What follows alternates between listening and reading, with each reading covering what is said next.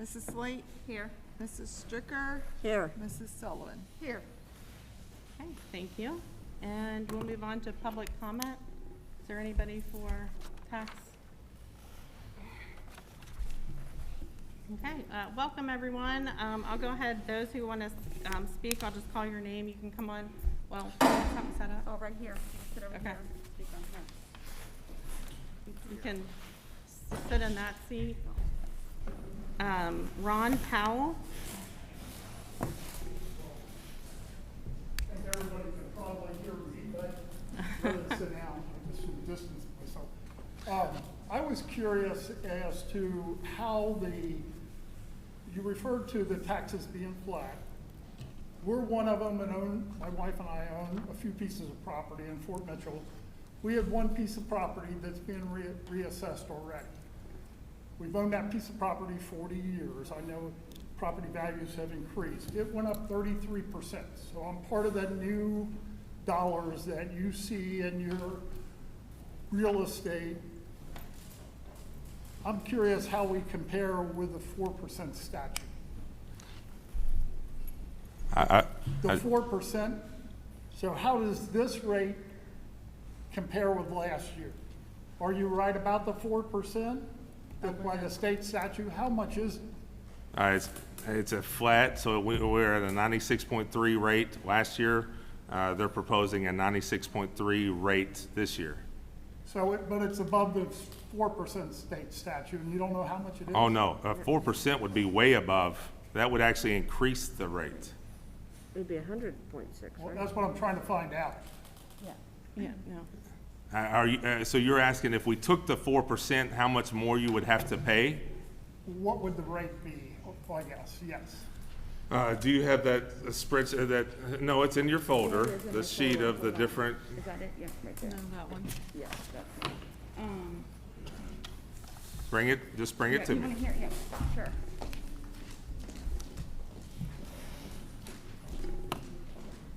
Thank you.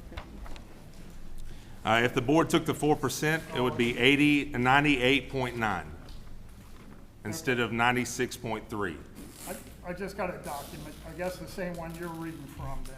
No, not the same one. That's last year's tax that's levied, I believe. That one filters in occupational tax and a couple other things to make it 97.4, which is the way it's ranked on the sheet that you have. But general property, the rate is 96.3.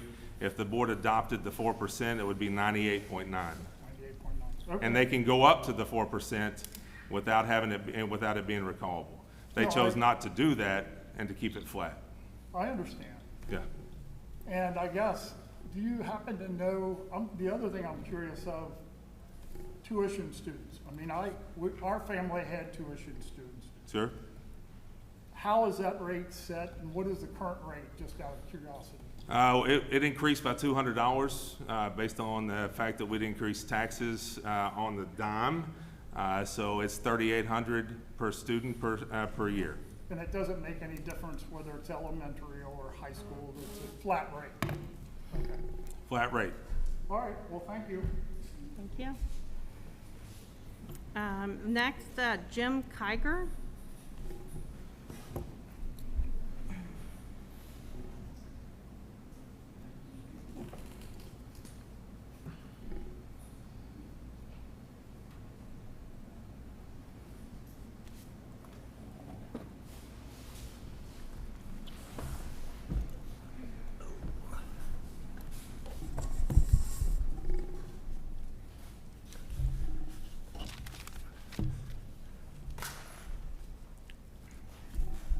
As you can probably tell, I've been a resident of Fort Mitchell for over 50 years now, and we choose to live here.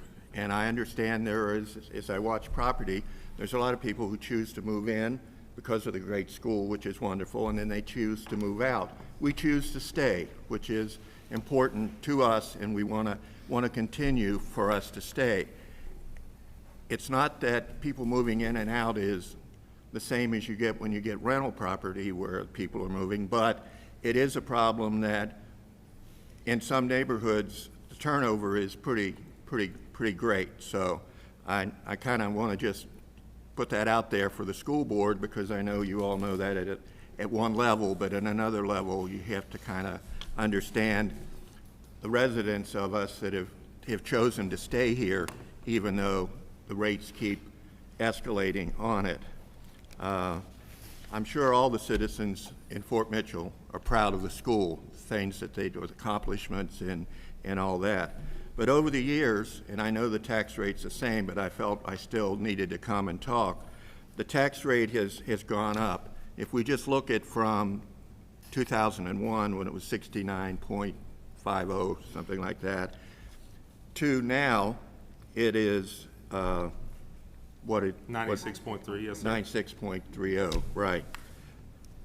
In my case, it's a matter that the tax rate has more than doubled on our property. And the real key is that as you go forward, we're really going to need to see that you all do not take the tax of 4% that you're allowed to just because it's there.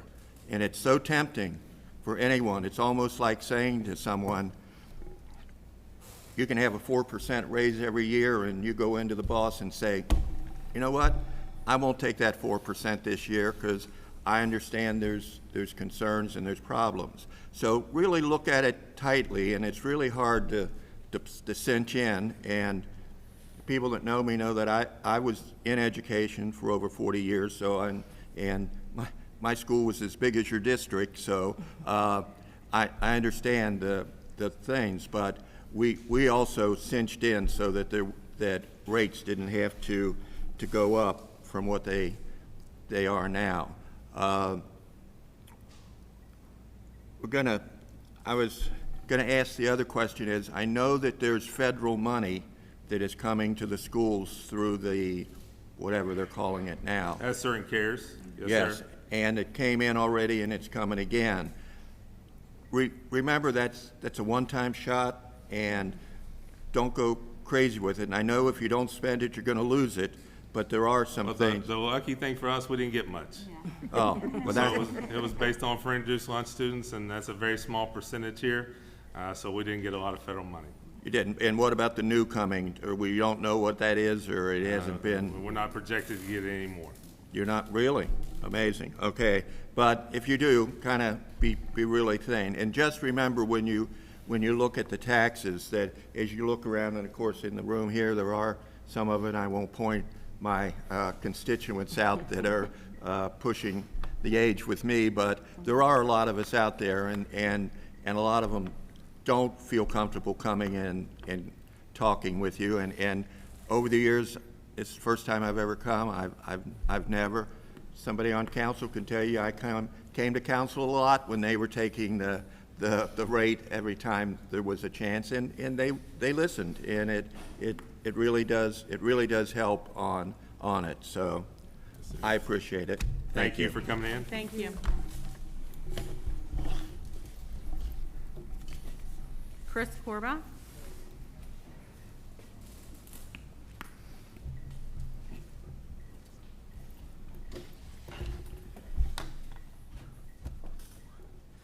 Oh, Board, Dr. Stacy, thank you for the privilege. I put together a spreadsheet and I threw it out on the social media forums, and there was an edit I made to that I don't think went through on the Beechwood one, but went through on the local Fort Mitchells. But my big question came back from a conversation I had with the city commissioners about the double nickel increase. How long will that be going into effect? Is that into perpetuity? Is that a couple years? I mean, Chris, there's no way to, no one on this board nor myself can tell a future board what to do. So, I mean, it is the lifetime. The state will match a nickel for, the state legislature has never rescinded a nickel match in its entire history. So it would be up to a future board if they wanted to give away a matching nickel. There's nothing that says they legally can't do that, but there's nothing this board can do to tell you how long that would last. So then the assumption as a homeowner is to assume that the increase we saw in the 18-19 year to the 19-20 year through the nickel will maintain on the records So kind of assuming that that flat rate being 96.3 going into perpetuity. That's what I was kind of looking for as an assumption. I get that changes school board to school board. I have 7 years experience in auditing school boards, so I'm very familiar with the process. It was just, hey, each one's different, each animal's a different thing, touch base on that. As far as we go, looking in the last 5 years, we haven't had big increases till we had that nickel match, which I get it. Whatever we raise, matches by the state. It's stupid not to take it, understood, but once again, that's for construction. How long does that construction go for? Kind of, hey, when would we see that rate maybe coming back down? That was what I was curious and interested to hear. The reality, if the state keeps allocating less money to local districts, that probably isn't going to come down. If the state ever puts more money in and gets back to a funding model like we had 20 years ago, even 15 years ago, then that's obviously something that could be adjusted. Okay. That is all I wanted to touch on. The only thing I wanted to put is that our rate as a comparison to the 171 other districts in the state ranks 12th highest. Now that rate by itself is not something that you can really run and go, oh, hey, we're the 12th highest rate, but it's just one of those things, let's throw it out there. That doesn't take into effect the size of a district, the socioeconomic principles that play into a district, but it's just something to throw out. And I always kind of compare Beechwood to Anchorage from my years of doing school board audits. So, I mean, we're very similar size scope. Our tax rate is even a little less than theirs, so it kind of seems to be in line without knowing much more detail about Anchorage than what I know from public information. The other thing that's way less than a lot of those places that you're talking is a motor vehicle tax. Our motor vehicle tax is way out of line with almost every other district in the region. So we might be 12th, which most of the 11 that are ahead of us are in northern Kentucky, other than Anchorage. But the motor vehicle tax is one of the lowest, which I've never understood why we have such a low rate on motor vehicles.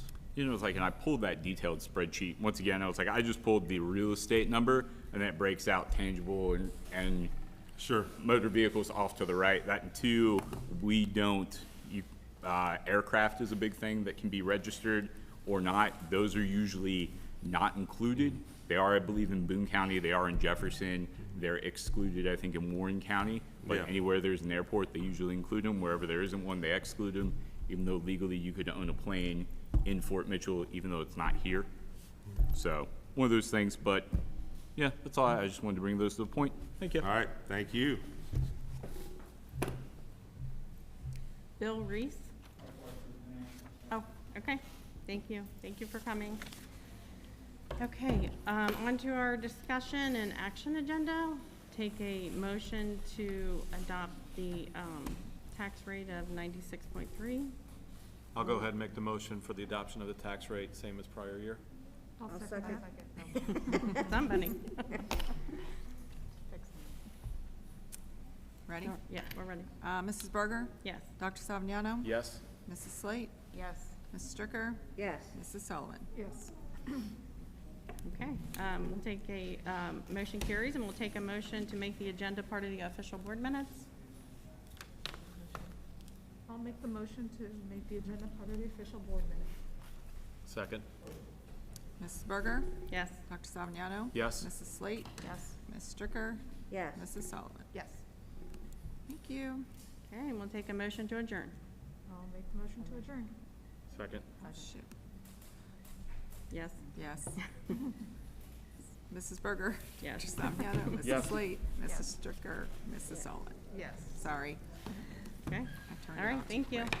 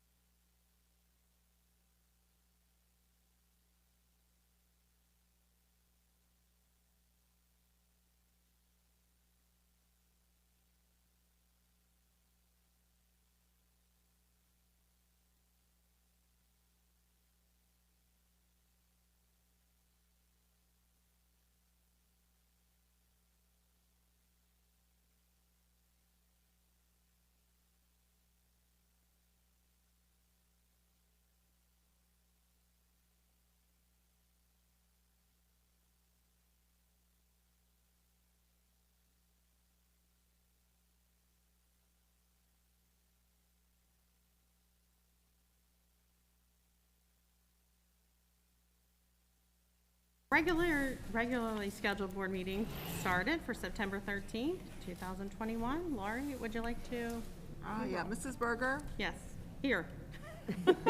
Whatever I am, here. Whatever. Dr. Savignano? Here. Mrs. Slate? Here. Ms. Stricker? Here. Mrs. Sullivan? Here. Okay. Staff members recognition, I guess. And on to our public comment. Anyone that wishes to speak, if they signed up here? Anybody else out there? Good? Okay, we'll go ahead and get started with that. Lisa Myman? You want to just over here at the...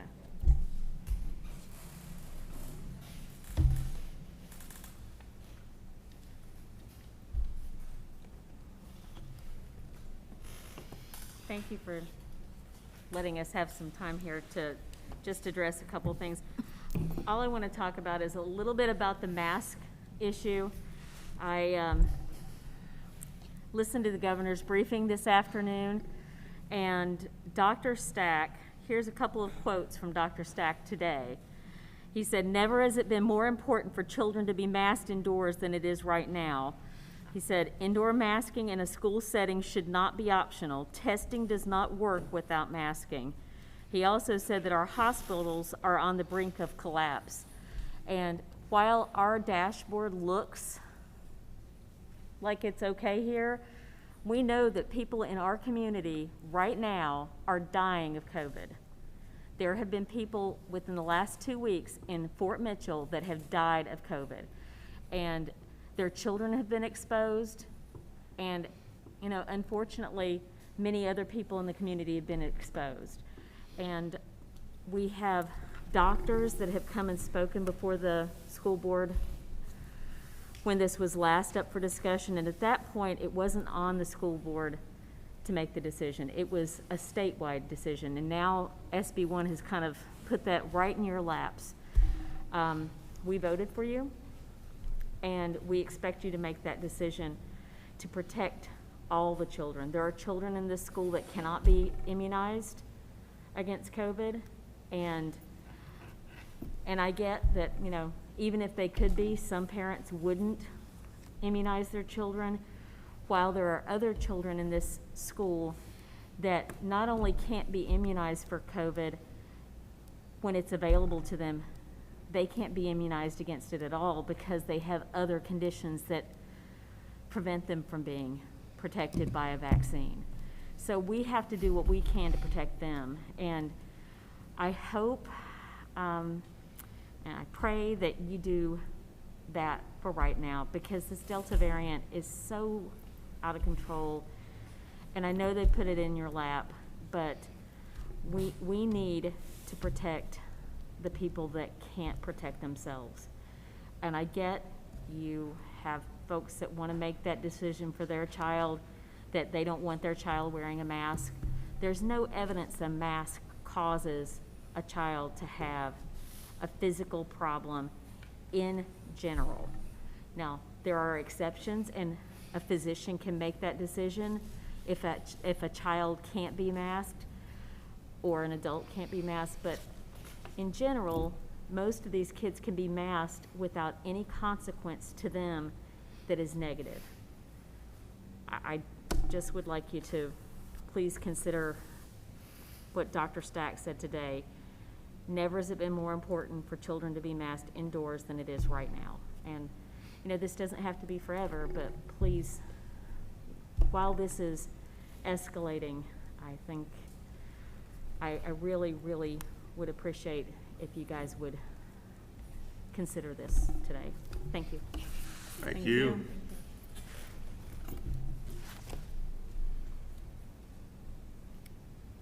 I have Chris Corba.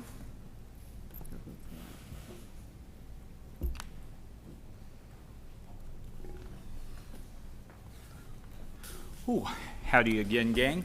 So once again, we're back at it. I don't necessarily envy you guys too much with the amount of change that's constantly falling into your laps, but no better group for it. You know, my sentiments and what I stated about a month ago are gonna come back again. I have a real issue with mandating that we do it. I think we, as proud members of Beechwood community and Fort Mitchell, we know what we need to do and what's best. The minute you mandate it, you take that choice out of a parent's hands for them and their doctor to decide. And yes, there can be waivers, there can be this, but it's the immediate stigma, oh, they don't wear a mask, they don't care about my kid. And it's like, come on, let's think about this a little more. 3 years ago, we could all make the decisions that were best for us, and there was no negative consequence. There was no stigma. Now, if you don't do X or you don't do Y, well, that person hates this section of the community. Just seems very odd, and I think that mandate, for me, it's just the wrong way to go. Once again, I think those parents, those kids, they can best make that decision of what's best for them, much like we do when it comes down to, hey, when they're babies, you get to make a lot of decisions right out of the gates that you decide that's best for your children. Same thing with this. What I do doesn't necessarily impact another child. It's best for them. That's what those decisions are made off of. The more of us that are doing what's best for our children, the better off I think we are. Better off I think we'll be. It's just shocking to me with the comments that have come out over a 20th anniversary of a 9/11 where the president comes out and gives a speech, talks harder on the people that haven't taken a vaccine than he took with those coming across the border illegally, those in Iraq and Afghanistan. No, the people that didn't take the vaccine, that was his problem. That goes down to the state level, that goes down to the county level, that goes down to the city level. That's embarrassing that that's the hard line you want to take when 80% of those eligible adults have reportedly gotten at least one vaccine. And I could be rounding that up a little bit. I've seen 75, I've seen 80. Come on. COVID is here, it's with us. 100% vaccination doesn't eradicate that. It is now in the system. We're all making difficult health decisions that's best for our family. I think a mandate's the wrong way to go. Thank you for your time. Thank you. Michael Smith?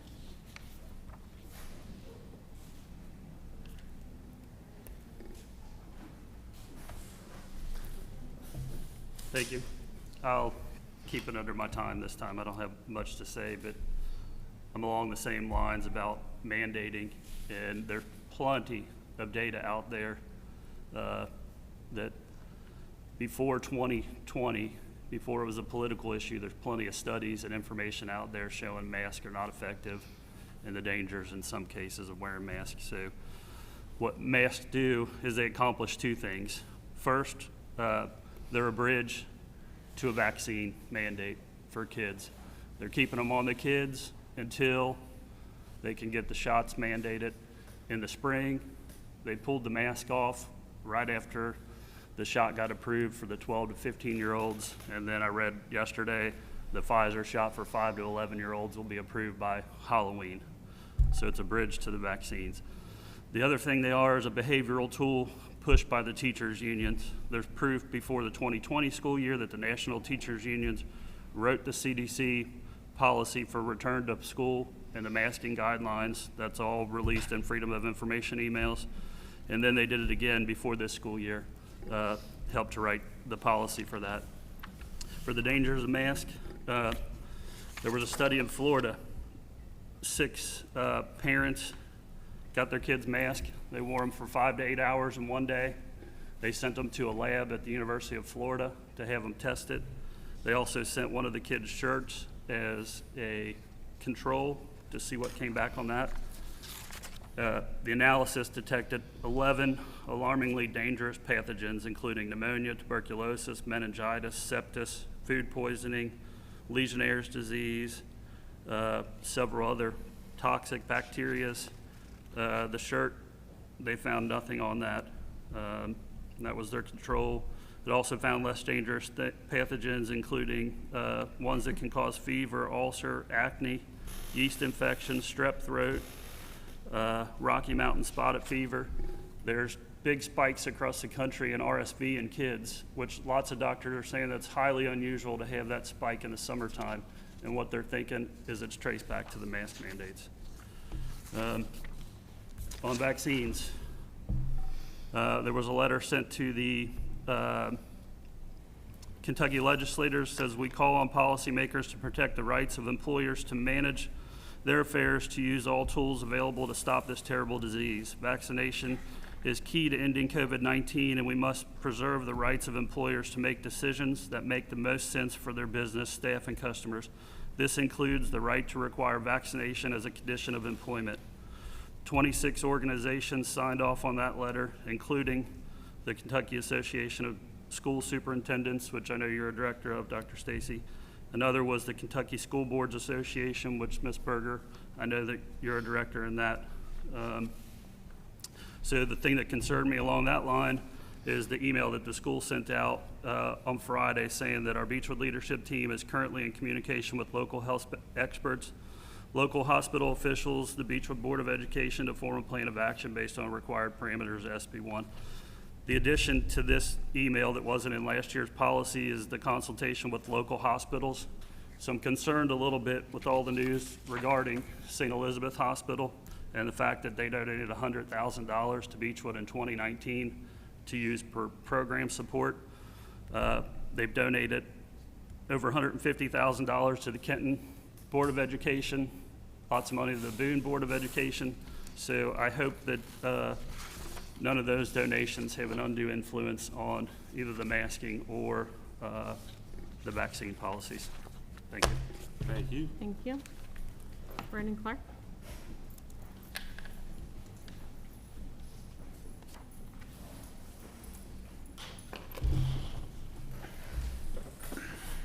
Thanks for the opportunity to speak. A lot has happened since the last board meeting. To recap, on August 9th, the Beechwood Board approved COVID protocols, which among other things recommended but would not require masks in Beechwood School. This was a liberating policy as it gave parents the freedom to choose to wear a mask or not to wear a mask. And then a day later, on August 10th, the governor issues an unlawful dictate requiring anyone 2 years or older in schools to wear masks. This edict was issued after nearly 2/3 of the school districts in Kentucky planned to open schools this year without a masking requirement against the wishes of the governor. 2 days after that, on August 12th, the Kentucky Department of Education, which is appointed by the governor, passed a regulation requiring students and staff to wear masks at school for the entire 2021-2022 school year.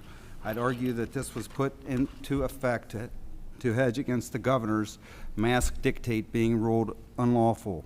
On August 21st, the Kentucky Supreme Court rules that HB1, SB1, SB2, and HJR 77 are lawful. These laws strip the governor of his ability to issue COVID mandates. If Beshear wished to implement any more COVID policies, he would have to do so lawfully by calling the legislature into session. September 7th through the 10th, the Kentucky legislature is called in for a special session. During this session, SB1 was passed, which negated the KDE mask mandate and instructed the Kentucky Department for Public Health to create a test-to-stay program. SB1 shifts the decisions about COVID protocols to locally elected school boards. On September 9th, the President of the United States declared war on 80 million Americans, 25% of our population. Biden issues executive orders mandating private businesses and federal workers and contractors to take the COVID shot. Private businesses with greater than 100 employees will require all of their workers to take the COVID shot as a condition of employment. If you refuse to get the shot, you will be required to pass a COVID test weekly. This is blatantly unconstitutional. Biden has urged governors to require vaccinations for teachers and school staff. The government is attempting to coerce nearly all of our citizens to take the shot in order to work to support your family. Postal workers and members of Congress are exempt, of course. So much for my body, my choice. This is pure evil. Forcing someone to inject a synthetic pharmaceutical substance into their body against their will is akin to rape. So here we are, basically right back where we were on August 9th. I'm here speaking on behalf of my family. It is time to begin to get back to normal. COVID is endemic. COVID is here to stay. Can we say the same about our freedom and liberty? COVID is being used to destroy the rights and freedoms that Americans have enjoyed for the last 245 years. My kids are not responsible for any other kid's health. Telling a 6-year-old kid if they do not wear a mask, then they could get their peers or relatives sick and possibly cause their death is child abuse. Psychological abuse. Anyone who argues otherwise exhibits cult-like behavior. A doctor spoke during the August 9th board meeting stating that people who were in favor of parental choice regarding masking of our children did not understand how COVID works. This is an arrogant, elitist statement. I'd argue the exact opposite is true. COVID has awakened millions to the reality that government and the pharmaceutical medical cabal is incompetent and corrupt. Doctors and experts who dare to offer opinions on treatment other than wear a mask, if symptomatic, stay home until you get real sick, then go to the hospital, and take the vaccine, are ostracized, deplatformed, and canceled. COVID is destroying our liberty. Healthy kids 18 and under that catch COVID have recovered 99.98% of the time. COVID is not a threat to children. Please exercise your elected authority to implement COVID protocols for the remainder of the year that give parents, students, and teachers the right to choose to wear a mask or not wear a mask. Please do not entertain the idea of forcing the students or staff at Beechwood into taking the COVID shot. Medical decisions, including wearing a mask or taking a shot, are personal choices. Government or governing bodies have no place in this process. Please publish the exact COVID test that will be used as part of the Test to Stay program as soon as possible. The PCR test has proven itself to be totally unreliable. Thank you. Thank you. Thank you. Okay, thank you, everyone. On to our discussion and action agenda. Take a motion to approve the 10 COVID-19 related days for employees. I will make a motion to approve the temporary COVID leave for employees. Second. All right, so just for clarification, the state emergency leave covered people, but they did not cover vaccinated that actually get COVID. So that is something that we just didn't feel like was fair in the relationship of the way that it was intended to be adopted. So we are making a motion for a temporary one-year approval by your behalf to be able to provide COVID relief days if an employee becomes positive. But that is not for quarantine days, correct? Or is it? Is it Yes. for quarantine? Well, it covered quarantine. It didn't did cover, cover okay. Positives. Okay, anybody have any questions on that one? Ron? No. No. Okay, Mrs. Berger? yes. Dr. Savniano? Yes. Mrs. Slate? Yes. Ms. Stricker? Yes. Mrs. Sullivan? Yes. Okay, motion carries. On to our next item, which is COVID protocols. A motion to approve the recommended COVID protocols. I'll make the motion to approve the recommended protocols, COVID protocols. I'll second.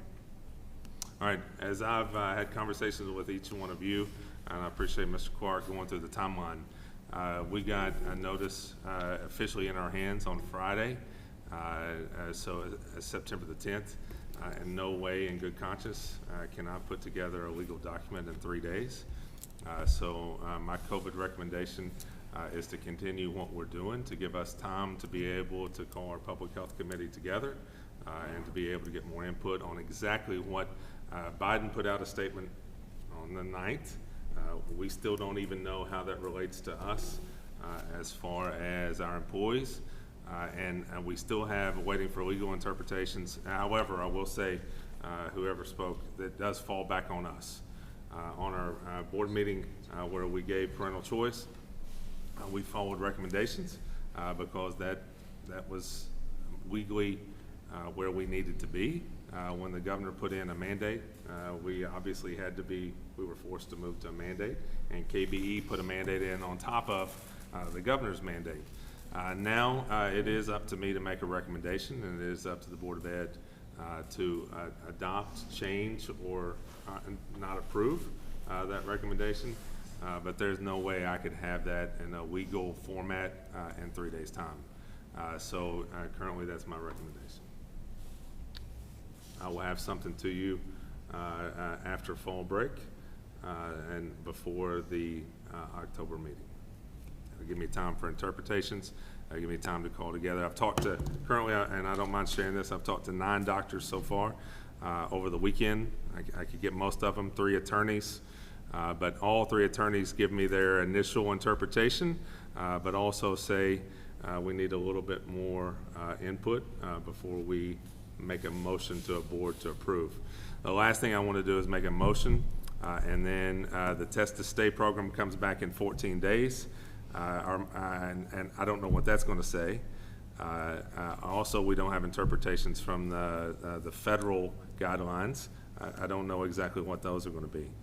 So in my opinion, the best thing we can do, since we've had such a great start, and to Ms. Mama's point, we have had a great start based on positives and quarantines, is that we hold, give me time to put together something that I don't mind sharing and making my recommendation, and then that will be after fall break.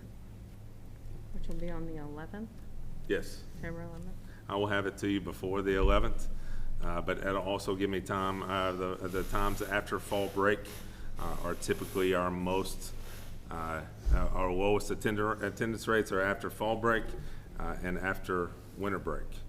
And so that'll at least give us a chance to see whether there's any impact of travel before I pass it on as well.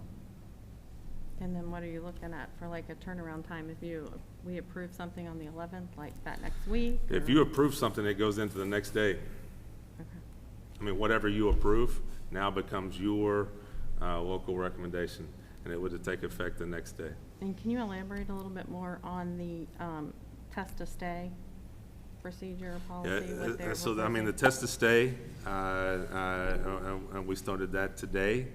I mean, for me, it's a better alternative than quarantining, because the one thing that I still say, I said this before and I'll say it again and again and again, quarantining is the biggest issue for me, that we have to send kids home for close contact, even though they have no symptoms or no visible issues. That's a really hard conversation to have with a parent, and that's a really hard thing to do as a professional. Test to stay is the state's opportunity to maintain in school without that quarantine.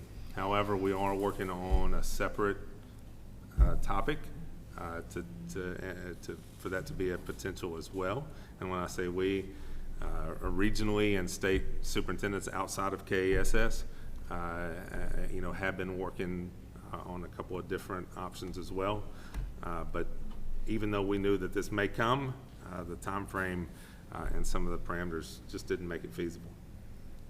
And I'll stand behind that. If I'm going to have to make a recommendation, I at least should be provided the time to make sure I'm not I'm following the federal and the state legal ramifications.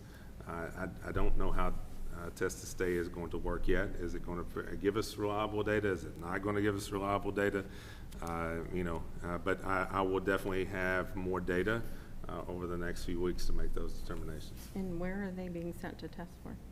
Where are they? Where are people being sent to test? We're testing here. We're doing it here? Okay. But we weren't doing it before. We were doing it in Covington, correct? Well, we tested here all last year. Right. Then with the free testing, we gave a slip and you drove over the hill to Covington drive-through. Now we're bringing it back onto campus, and that started today. We'll test on campus every day, every morning. With the same company we used last time? Gravity Labs. And how much does each test cost? It's free this year. Oh, Is that part Even of on what's site? being covered? The state's paying for that out of ESSER money, But not our ESSER funds that we're not our getting? local ESSER dollars, no.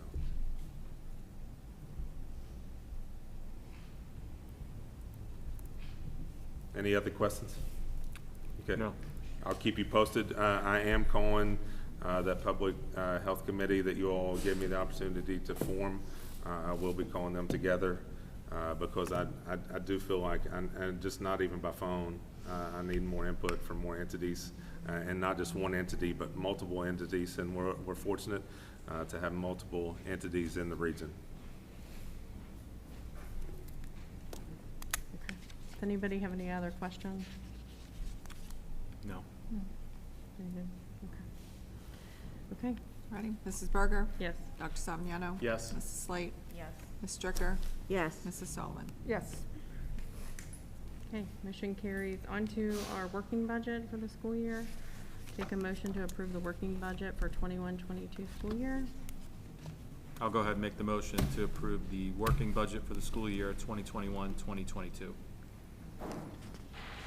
All right, this is based on the flat rate that you all, oh, I'm sorry. Okay. Sorry. This is based on the flat rate that you all enacted the meeting before this, which puts a carry in place of 1.78 million. That's pretty strong. So, I mean, we're pleased with that. However, just like last year, we still have some COVID protocol costs. Our supplies continue to go up, as well as a couple other issues that come our way. So, I mean, we'll try our best to hold to that carry, but I am happy with that. Any other questions about the working budget? No. No. One thing that you will notice, I mean, as we continue to have an aging staff, we continue to have to increase cost on, so I just want to highlight that that's not added staff. That's just our staff continues to get,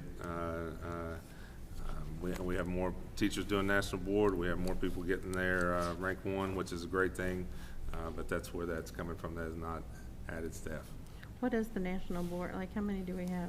What's the number on national board certified teachers? Brian, do you know the number, Brand, do you know the number of national board certified teachers that we have? I don't know off the top of my head. 6 or 7 in the I know you have the bulk. More than we had. Yeah. Okay. All right, anybody else have any questions about the budget? I know Mrs. Berger? we'll see it again. Yes. Dr. Savignano? Yes. Mrs. Slate? Yes. Ms. Stricker? Yes. Mrs. Sullivan? Yes. Okay, motion carries. Take a motion to request to reconvene the local planning committee to make a finding adjustment in the current district facility plan. I'll make the motion to approve the request to reconvene the local planning committee to make a finding for adjustment in the current district facility plan. I'll second. All right, I think that's Ms. Sleet's first. I know. I need more. We have to take a moment to celebrate that. So, Gotta be fast. based on one of the, couple of the additions that you all wanted to add to the Phase 2, that will require our local planning committee to reconvene, to put those as priority needs. So that's why we're having to reconvene the old local planning committee to make an adjustment to the district facility plan. And it's just from a couple of those additions that you're trying to knock out to not have an extra job to do after Phase 2 is over. Any questions on that? No. All right. Ready, Mrs. Berger? Dr. Yes. Savignano? Yes. Mrs. Slate? Yes. Ms. Stricker? Yes. Mrs. Sullivan? Yes. Okay, motion carries. On to our last item of discussion, a motion to approve the new local planning committee. I'll make a motion to approve the local planning committee, the new local planning committee. Second. Okay, now this is the creation of the new LPC that will write the new DFP, which is the district facility plan. So there are some changes, so therefore you have to approve the creation of the new, and those will actually be back-to-back meetings.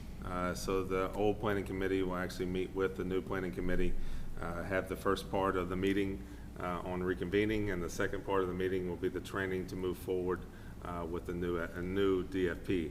It's going to be really interesting. What will be our long-range district facility need?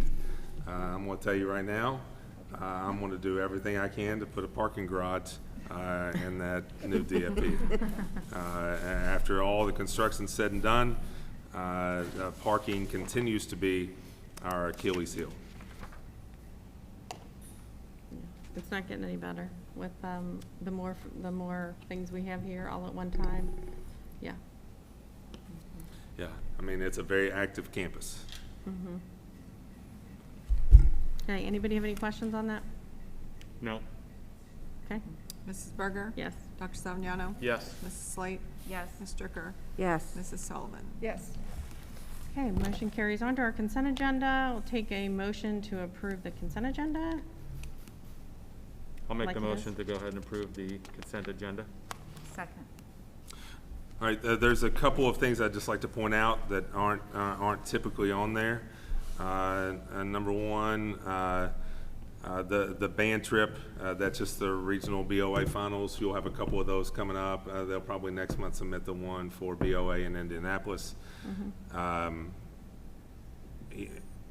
Everything on with having a construction manager, you're going to see those pay applications. Those are going to become regular for the next couple years. Horizon, you're allowing me to enter into an agreement with the Horizon Fund for our campaign drive. And then the state has put in a bonus for staff. And then you're giving me the last item. The state added 20 virtual days. Those are different than NIT days. You're just giving me the authority to treat those like anything else and use them as needed where I see fit. That provides me the opportunity to shut down the elementary without shutting down the high school or vice versa. It allows me to put one grade level down for an extended period of time if needed. Basically, it provides a little bit more flexibility to keep school in session. And that is our main goal, to keep schools in session.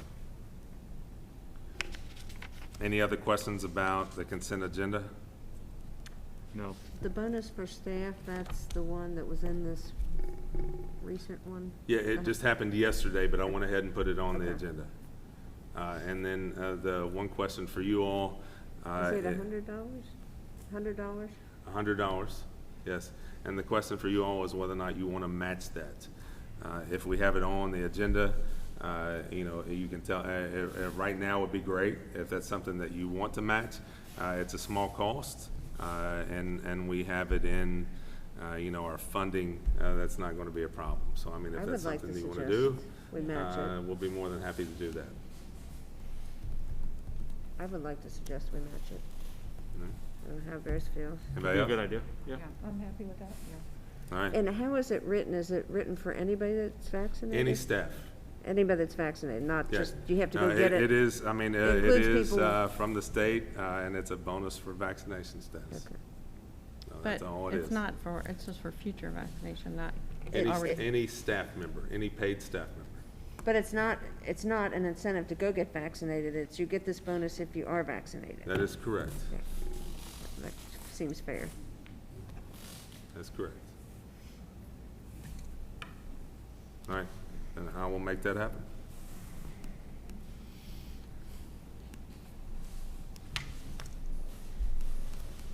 All right, any other questions? All right.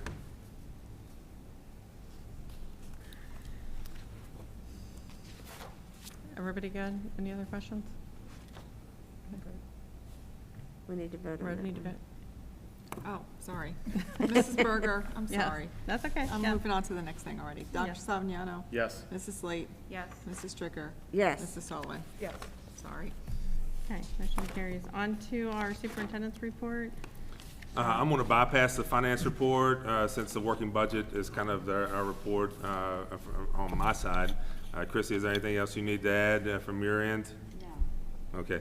Mr. Ashley and Mr. Kaiser, and I'm sure Ms. Schobel and to some extent Ms. Giles are going to go over how the building presentations and kind of from our joint meetings, some of the things that SBDM councils are looking at over the first year of implementation.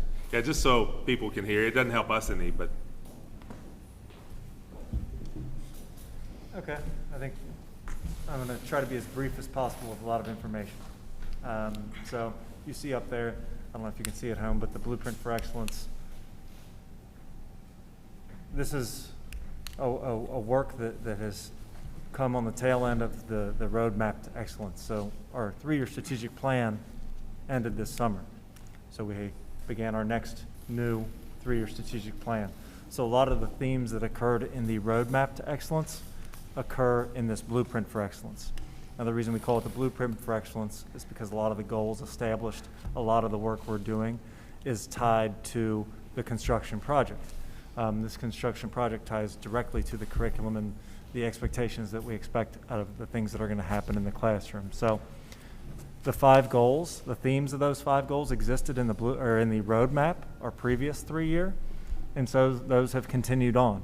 As you see those 5 goals, I can, from a personal standpoint, I've got kids here, I've been here my whole life. I hope those 5 goals stick. I mean, I think we can work to improve in all 5 of those areas for a long time. And so as you look at personalized learning, wellness, community engagement, leadership, and culture, that gave us the template for elementary and high school to think, all right, what are we strategically doing within each of one of our schools to meet those goals? And so I'm going to take you through the high school aspect of it. What is the high school doing to work towards those goals? And then Zach will come up and he'll speak about what items they're going to do in the elementary to work towards those 5 goals. So that work has to exist in certain places. So in the high school, that work exists in our district cohorts.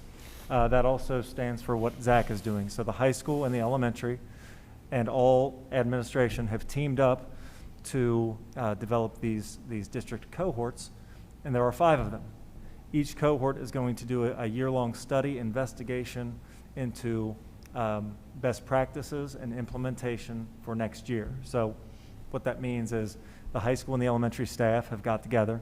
We've broken everybody up into different cohorts. The 5 cohorts are the same as the 5 goals. So there's a wellness cohort, a leadership cohort, a community engagement cohort, and so on. Those 5 cohorts, made up of teachers and administration, will do a year-long study in how can we improve in those 5 goals. They will then report back to the board at the end of the school year and say, what were our findings? What are our next steps over the next 2 years? So that first bullet up there of the district cohorts, they're going to do a lot of work leading up to year 2 and year 3 of what we'll do in each school, high school and elementary. The second thing you have up there is a monthly planning period PLCs. So this is cross-content, not in specific content areas for the high school, but we'll have teachers on their plan periods each month. That work is going to be tied directly to our 5 goals, the EDGE core concepts, and some other best practices and instructional practice. We'll have monthly department work sessions. Those are department meetings, so science department, math department, social studies. Those teams will be working on one area of focus. Now that one area of focus is tied directly to the 5 goals as well. Most are tied to personalized learning, that first goal, but some are tied to other areas. Even our special education, or not our special education department, but our counseling department is focusing on an area of the 5 goals, wellness being their topic. You look at semester department days, that's where a content area gets to work off-site for a day. We get subs for that department for the course of the day. They get to work off-site and focus on their year-long focus in their department. We have quarterly middle grades work sessions. That's where we work 5 through 8. We are all on one campus, but they leave elementary in 6th grade, and then they come over to the high school in 7th grade. We do a really intensive focus on that transition, 5 through 9, to make sure there are no gaps when they leave Zach in the elementary and they come over to the high school. So that occurs throughout the year. The work is done there. We have monthly curriculum instruction meetings. Those are department chairs. Each department has a lead. We work with them on more long-range planning. Monthly culture climate, that's develop our culture goal. We've always had a culture climate committee amongst our staff. And then SBDM, the decision-making around curriculum, around what goes on in the classrooms and programs that we implement. SBDM is doing that work, and that work is aligned to the 5 goals. So we've been very intentional about making sure that everything we're doing ties back into the Blueprint for Excellence. This here, the next few slides are around high school personalized learning. That's the first goal. What are we doing year 1?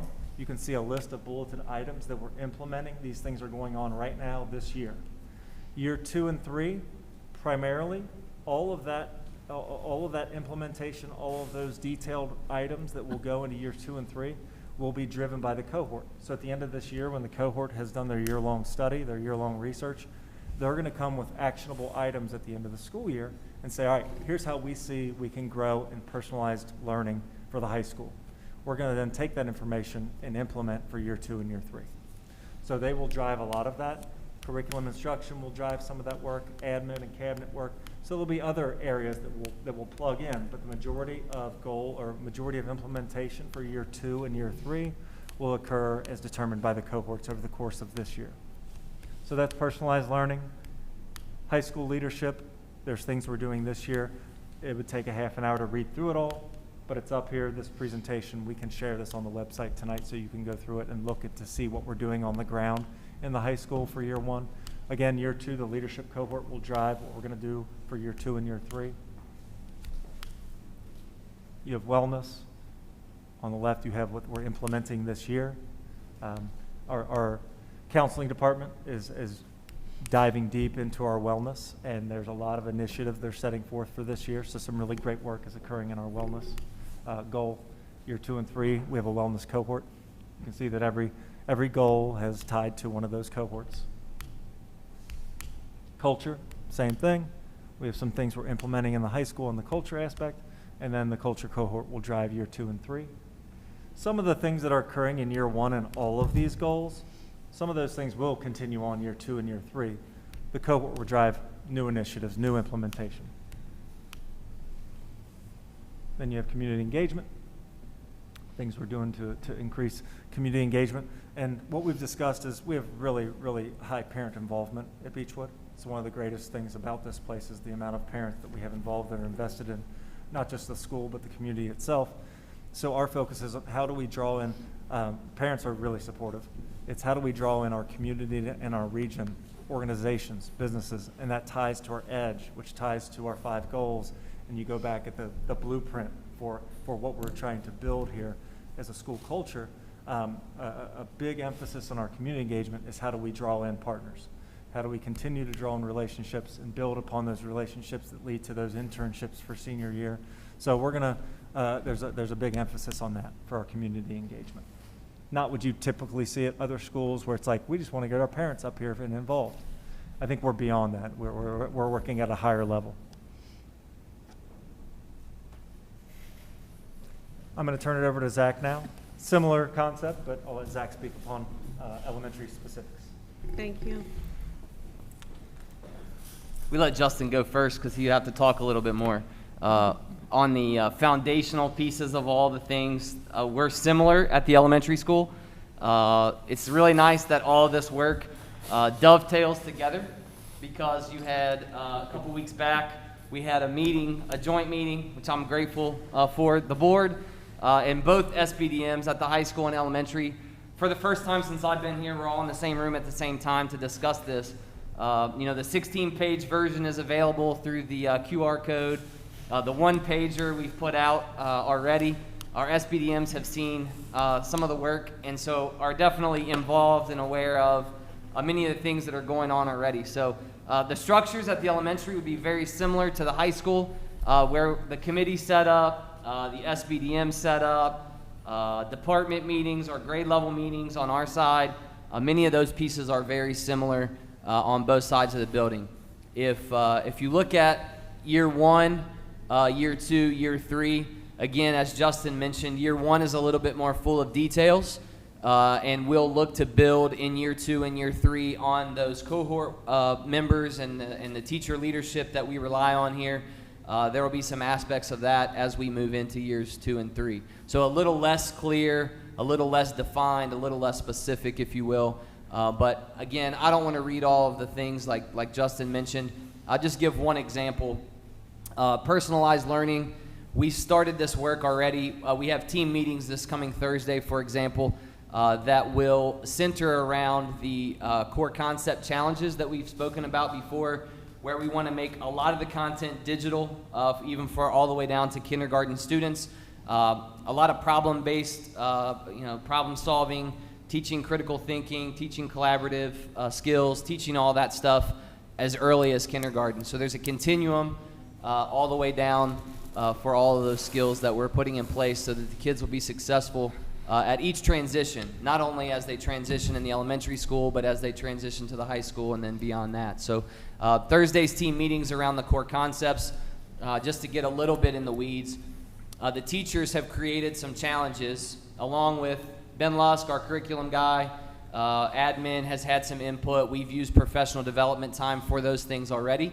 And so this coming Thursday, basically the timeline of the structure of the year will be laid out. By the end of first quarter, we'll have implemented a challenge at every grade level. The teachers will bring that work. October 21st is another Thursday team meeting where that work comes back. We'll look at student reflection, teacher reflection, making sure that growth is happening at all levels for the admin, the teachers, and the students. And so that October 21st team meeting will be very telling as we move forward and look to personalized learning in the EDGE concepts specifically. So I went into the weeds a little bit there, but you still have the math clusters, the ELA clusters, all those things in personalized learning that you saw up there. In leadership, again, not as specific in year 2 and 3, but the partnerships that we've developed, I just give a quick example. It's not typical for elementary schools to have, business partners coming into the building. And so we're unique in that way. And I think we're, parents that are business owners and people that are looking to be a little bit more involved academically for the development of not only their kid, but the other kids here at Beechwood. It's exciting. And so, we have a jeweler that's connected here at Beechwood specific. He's going to be joining our 3rd grade team, helping them implement one of the challenges, and that partnership among many others. I just mentioned one specifically because we met Friday. Elementary wellness, kind of again back to the district-wide focus on all levels of wellness, physical, mental. We got staff and students in these pieces here. As we developed, last year, Lauren Steltenkamp and a group of people with the SEL task force put some things into place that also involve staff. Some of that will continue, and then as well, the student piece, putting that in to monitor. One of the things that was mentioned at our joint meeting, Ms. Cunningham, she wants quantifiable things, right? And so we're working with our SBDMs to look at I mentioned rubrics back on personalized learning, for example. We're looking at things that we can actually measure and things that we can put numbers to so that we can look at, at the end of year 1, how did we do? How are we growing? How are students better because of our work? And again, staying student focused in every one of these categories. So wellness, keep going. Culture, goal 4.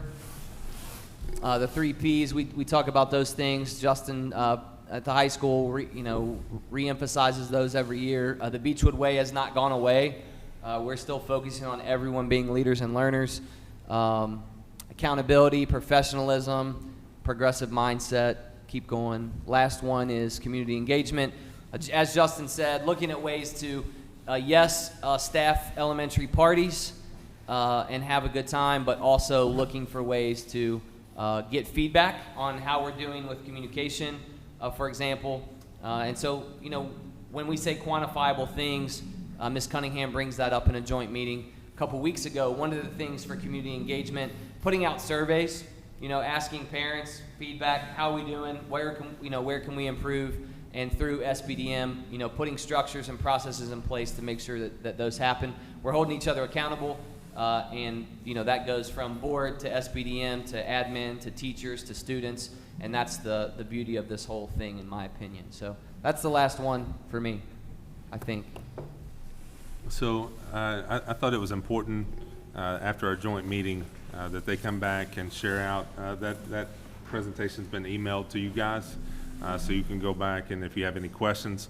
But just from a broad range of a 3-year strategic plan, trying to drill down with what specifically each building is going to accomplish within the first year. I think that's very important for you to get to know. And I continue to tell my staff at Cabinet, the first 3-year strategic plan could basically be done from a cabinet level. This year's 3-year strategic plan is way more complex than last 3-year strategic plan. This one takes the board, SBDM, admin, teachers, students, and community. And just one example that I'm particularly proud of, the work that we did to set up this year's 3-year strategic plan, and the partnerships that we made with all those industry partners and university partners is how we were able to place 71 kids in internships this year because of those partnerships already existed. If they hadn't existed, those wouldn't have been an option. So when I go to meetings with the rest of Kenton County and Boone and Campbell and Grant and the Northern Kentucky Co-op that are now trying to make those arrangements to be able to do some of that work, it's a really struggle, specifically during COVID. But that was absolutely no problem. We could have placed our whole senior class into an internship. So that is how that community engagement comes back to be a big bonus for us. Also, I'll continue to highlight every time I have a chance the investment in the building as centers around the curriculum goals in this year's strategic plan. You all have allocated a lot of money towards labs, and those labs, we have to make sure that they're being used on the first day of opening that building, right? We opened the Idea Lab with a concept and work backwards, but this time we've got to make those things a reality before the building opens. Okay, thank you. If you have any questions, like I said, you have those presentations. Next month, data. So we'll go over AP, MAP, K-Prep, and I would have loved to have that this meeting, but we went ahead and did this off of that joint meeting. Plus, we didn't know for sure that K-Prep was going to be public before this meeting started. And there's no need doing 2 data presentations to you guys. But next month, they'll be here to present data to you guys from both buildings. Okay, thank you. Thank you, Mr. Ashley and Mr. Kaiser. Appreciate it. And Ms. Schobel and Ms. Giles. Is it Giles or Giles? Giles, thank you. You have awesome teams in both the elementary and the high school, so thank you for all your work. We appreciate it. Okay, on to personnel report. Do you have anything to add on that, or any new hires that you want to? Nothing new? Okay. Okay, we'll take a motion to make the agenda part of the official board minutes. I'll move to make the agenda as part of the official board minutes. Second. Mrs. Berger? Yes. Dr. Salvignano? Yes. Mrs. Slate? Yes. Ms. Stricker? Yes. Mrs. Sullivan? Yeah. Okay, motion carries. Any other new business? Anybody have anything to share? Any? I have some, but I'll wait for board members to present theirs if they have any. Nothing? You have seniors. You have something to share, I'm sure. Well, there's a lot to share. I mean, Hey, she made her first motion tonight. Oh. Don't push her too hard. Yeah, I know. Well, we have we had the festival, the band festival here this past weekend. Who won that? Ryle, of course, our band does not compete in the festival Right. that they host. So Ryle was grand champion, and I had the pleasure to present the grand champion trophy with Tanner. So he come over and helped present the grand champion trophy. So that was fun for me, and I think Ryle much preferred getting it from UC's band drum major than you. bald superintendent from Beechwood. So that was a good night, and I will have to compliment the band and the band boosters. They had probably the largest crowd that I've seen in my time at Beechwood, and I was here on I was here at 11 o'clock Saturday night, and it was a train wreck. And I was here at 11 a.m., somewhere around between 11 and 12, working out Sunday morning, and the grounds were pristine. So what a job they did cleaning up and having everything in perfect shape. So not only a massive crowd, but well done by the band and the band boosters. I also like to officially compliment Miss Ashley Ritchie. She was named the Elementary Teacher of the Year last week. So just in the last 12 months, we've had the State Instructional Assistant of the Year, which was Miss B.B. Smith. We've had the Elementary Teacher of the Year. We've had the Alternative School Teacher of the Year. and we've had the CTE Teacher of the Year in culinary. So a That's a pretty lot to good, celebrate. a pretty good stretch. And then finally, just well wishes to the soccer team. They compete in the first round of the All-A State Tournament, and that's the first time that a Beechwood soccer team has ever made it as a regional champion. And Boys Justin, soccer? help me out. Boys soccer? Bishop Brossart. Saturday. Boys soccer? Boys soccer. Okay. All right, that's all I got. Okay. All right, well, anybody else have anything? No? Okay, we'll take a motion to adjourn. I'll make the motion to adjourn. I'll second. The one thing I got to do, I get to second. Mrs. Berger? Yes. Dr. Salviano? Yes. Mrs. Slate? Yes. Ms. Stricker? Yes. Mrs. Sullivan? Oh, yeah. And El Chica, since you're here,